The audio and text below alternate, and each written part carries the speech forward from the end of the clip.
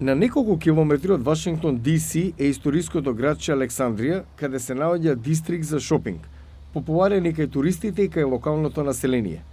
Ова продавница за подароци и предмети за домакинствата едва преживеа за време на ковид.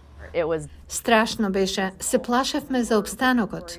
Но годинава муштериите се врати и се подготвени да трошат пари, иако повнимателно, како што велат заради инфлацијата. Барам попусти или нешто да ме натера да го купам. Националната федерација за малопродажба предвидува дека продажбата за време на празниците во ноември и декември ќе порасне меѓу 6 и 8% над 2021. Аналитичарите велат дека купувачите бараат вредност. Гледаат различни брендови и ги земаат предвид продавниците кои даваат намаленија.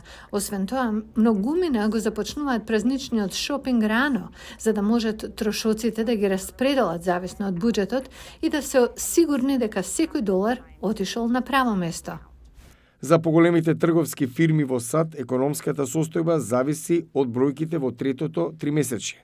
Walmart извести дека имале заработка подобра од очекуваната и сега стои до подобро. Macy's и многу други големи трговски синџири велат дека имале слаб промет во неделите пред празничната сезона за купување, што може да донесе намалување на цените. Тоа за купувачите во овој трговски центар во Северна Вирџинија е добра вест. Веројатно повеќе купувам зашто за време на COVID-19 не трошевме многу пари. Моравме да седиме дома. Затоа сега повеќе трошам за да уживам во сезоната. За собственичката на продавница Еми Рутерфурд, првата празнична сезона за шопинг што не е виртуелна и влева надеж. Дефинитивно сум оптимист. Јас сум собственичка на мал бизнес, но убаво се чувствувам оваа година. Знам дека инфлацијата е реална и дека погодува многу луѓе во моментов, но Божич не е откажан. Ќе го славиме. Ке си дојде.